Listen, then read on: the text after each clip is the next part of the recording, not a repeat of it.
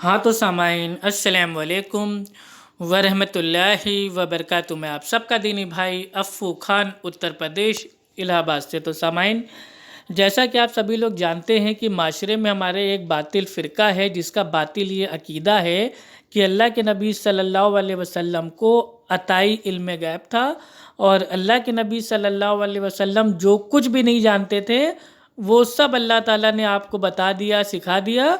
तो गोया वो ये मानते हैं कि अल्लाह के नबी सल्लल्लाहु अलैहि वसल्लम को सब कुछ पता था, पीठ के पीछे का भी इल्म गैब था और दीवार के पीछे का भी इल्म गैब था। तो गोया उन बातिल जो फ़िरका है उनका ये बातिल अकीदा है कि अल्लाह के नबी सल्लल्लाहु अलैहि वसल्लम को अताई इल्म गैब था। तो आइए जानते हैं हदीस की इंशाल्लाह रोशनी में कि वाकई में क्या अल्लाह के नबी को अताई इल्म गैब था और अल्लाह के नबी सब कुछ जानते थे। आइए तो जो ये हदीस है उसको स्टार्ट करते हैं। अबू ज़र गफ़ारी रज़ियल्लाहु ताला अन्हो ये हदीस बयान करते थे कि हज़रत सल्लल्लाहु अलैहि वसल्लम ने फरमाया कि मेरे घर की छत खोल दी गई। उस वक्त मैं मक्के में था। फिर जिब्राईल अलैहिस्सलाम उतरे और उन्होंने मेरा सीना चाक किया, फिर उसे ज़मज़म के पानी से धोया। फिर एक सोने का तश्त लाए जो हिकमत और ईमान से भरा हुआ था, उसको मेरे सीने में रख दिया। फिर सीने को जोड़ दिया। फिर मेरा हाथ पकड़ा और मुझे आसमान की तरफ लेकर चले। जब मैं पहले आसमान पर पहुंचा तो जिब्राईल अलैहिस्सलाम ने आसमान के दारोगा से कहा, खोलो। उसने पूछा, आप कौन हैं? जवाब दिया कि जिब्राईल। फिर उन्होंने पूछा, क्या आपके साथ कोई और भी है? जवाब दिया, हाँ, मेरे साथ मोहम्मद सल्लल्लाहु अलैहि वसल्लम है। उन्होंने पूछा कि क्या इनके बुलाने के लिए आपको भेजा गया था? कहा, जी हाँ। फिर जब उन्होंने दरवाज़ा खोला तो हम पहले आसमान पर चढ़ गए। वहाँ हमने एक शख्स को बैठे हुए देखा। उनके दाहिनी तरफ कुछ लोगों के झुंड थे और कुछ झुंड बाएं तरफ थे। जब वो अपनी दाहिनी तरफ देखते तो मुस्कुराते और जब बाएं तरफ नज़र करते तो रोते। उन्होंने मुझे देखकर फरमाया, आओ, अच्छे आए हो, सालेह नबी और सालेह बेटे। मैंने जिब्राईल अलैहिस्सलाम से पूछा, ये कौन हैं?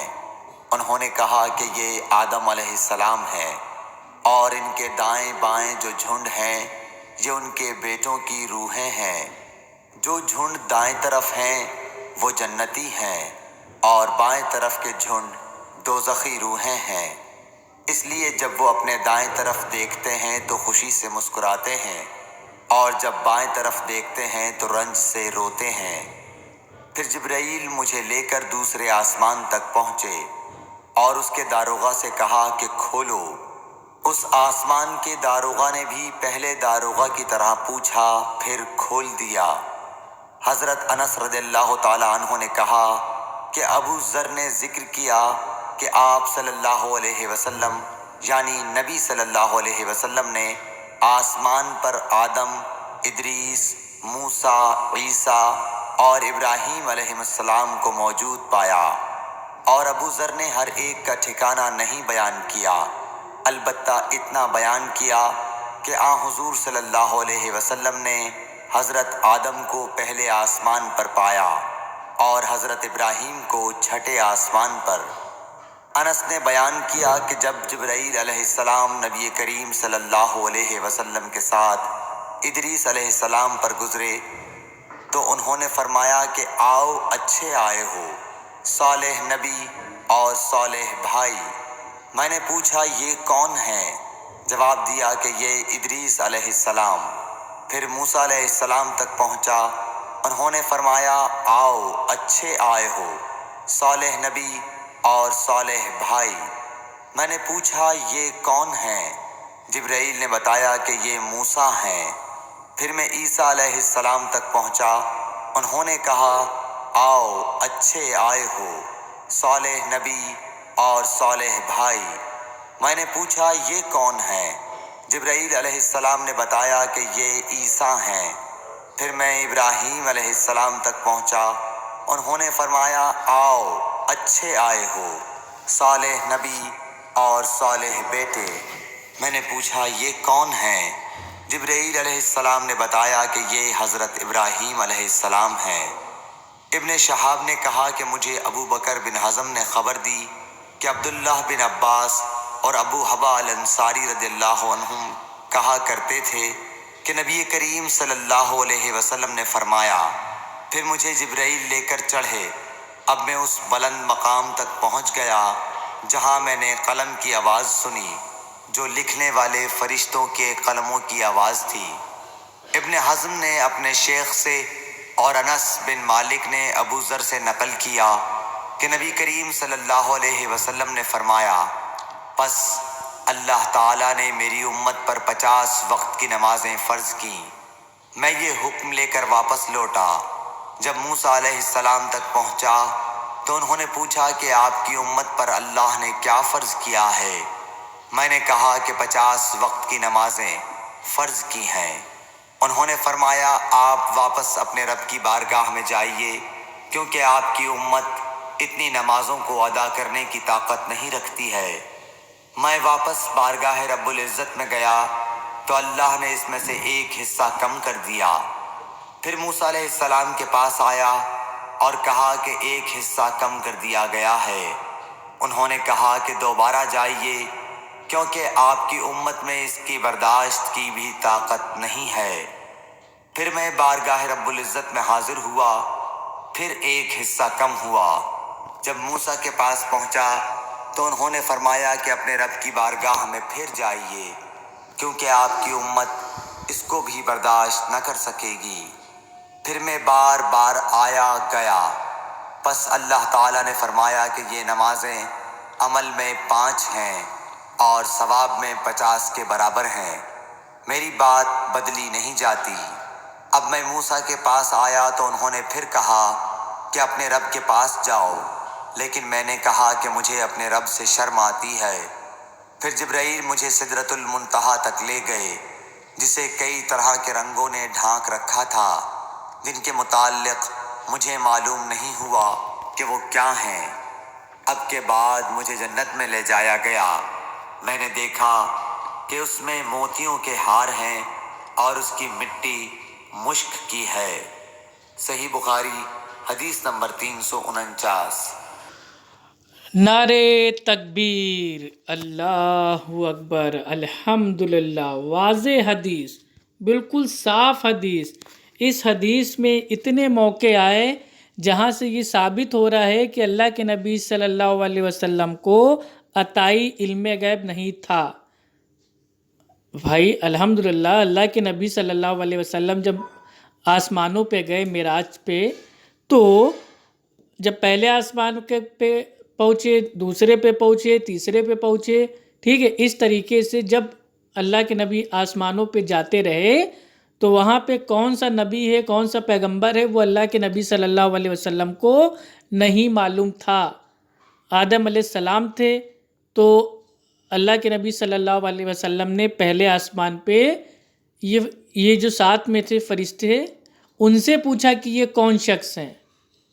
تو جو فرشتے تھے جبریل علیہ السلام، آپ نے بتایا کہ یہ آدم علیہ السلام ہے۔ تو گویا سب کے بارے میں اللہ کے نبی صلی اللہ علیہ وسلم نے فرشتے سے پوچھا، جبریل علیہ السلام سے پوچھا، خود سے نہیں پتا تھا اللہ کے نبی کو کہ کون ہے۔ کیوں؟ کیونکہ اللہ کے نبی کو عطائی علم غیب نہیں تھا۔ اس پوری حدیث کو آپ الحمدللہ اس کو سنیں گے، پڑھیں گے، سمجھیں گے، غور و فکر کریں گے تو واضح ہو جائے گا کہ الحمدللہ اس حدیث سے عطائی علم غیب کے باطل جو عقیدہ ہے اس کا رد ہو گیا ہے۔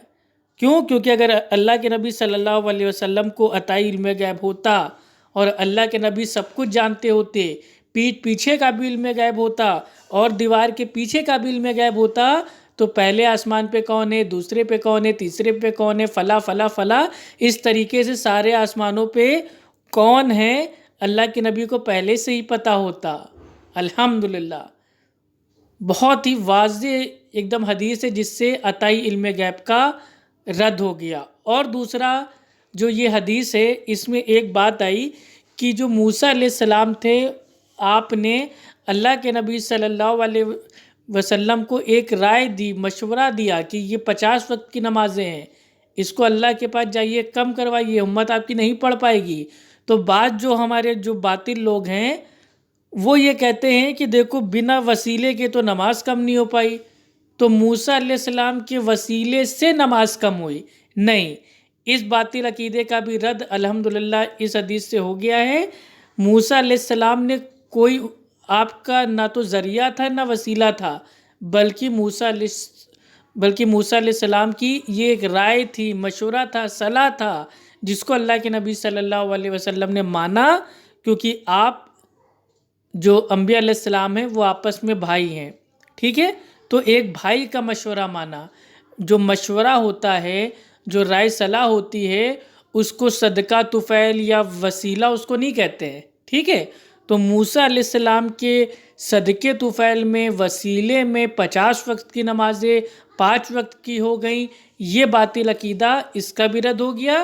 یہ کوئی وسیلہ نہیں تھا، بلکہ یہ ایک رائے تھی، مشورہ تھا، جو ایک بھائی نے اپنے دوسرے بھائی کو دیا، یعنی کہ موسیٰ علیہ السلام نے اللہ کے نبی محمد صلی اللہ علیہ وسلم کو دیا۔ الحمدللہ ایک حدیث سے 2 باطل عقیدے کے رد، اور جو مین ہمارا ٹاپک تھا عطائی علم غیب، اس کا تو رد الحمدللہ واضح ہو گیا۔ اللہ کے نبی صلی اللہ علیہ وسلم نے سارے آسمانوں پہ گئے، اللہ کے نبی کو کچھ بھی نہیں معلوم چلا کہ یہ کون شخص ہے، یہ کیوں رو رہا ہے، یہ کیوں ہنس رہا ہے، کچھ نہیں پتہ چلا۔ یہ جو یہ رنگ برنگا جو سین ہے یہ کیا ہے، کچھ نہیں اللہ کے نبی صلی اللہ علیہ وسلم خود سے معلوم کر پائے۔